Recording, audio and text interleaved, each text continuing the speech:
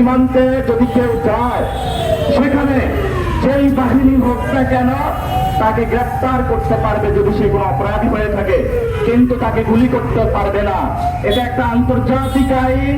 স্বরাষ্ট্রমন্ত্রী বক্তব্য দিয়েছেন, ওই পারে যদি তারা কাটাতার নির্মাণ করে তাহলে ভারতের এটা আভ্যন্তরীণ বিষয় না। আমরা বলি সীমান্ত মানেই তো আন্তর্জাতিক। আপনি সংবিধান বুঝেন, সীমান্ত বুঝেন না, বুঝেন না। আমরা মনে করি এগুলো হলো ভুয়া সংবিধান বিশেষজ্ঞ। এখন ওখানে আমাদেরকে বলে যে আমরা কি সরকার বিরোধী, আর আপনার নামের দলেটা হলো জাতীয়তাবাদী।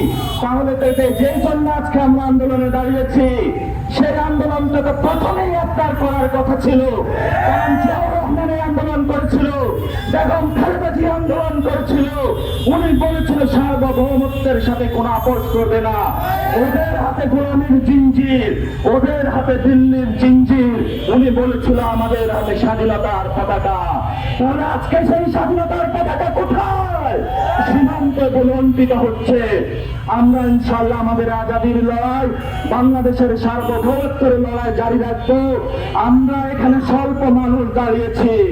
আমরা এখানে কেউ আজকে টাকার জন্য আসি নাই, আমরা কোনো পাওয়ারের জন্য আসি নাই। আমরা একমাত্র বাংলাদেশের সার্বভৌমত্ব রক্ষার জন্য এই রোডের মধ্যে দাঁড়িয়ে আছি। এই কথাটা বলে শেষ করব।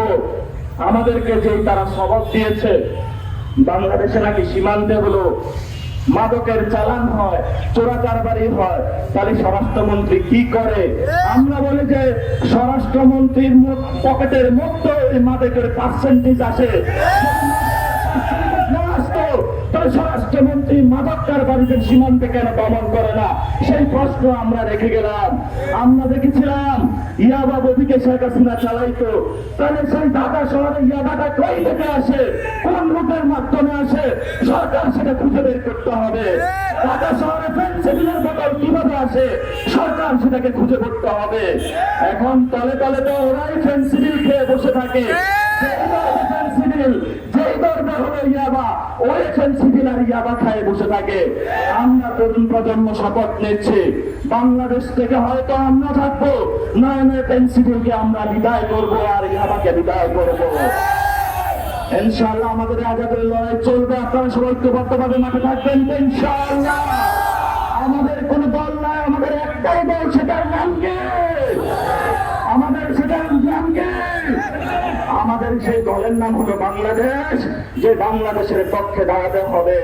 এখন আমরা এই রাজভাস্কর্যের সীমান্তে নিয়ে স্লোগান করেছিলাম, সীমান্তে মানুষ মরে সরকার কি করে, সীমান্তে মানুষ মরে স্বরাষ্ট্রমন্ত্রী করে।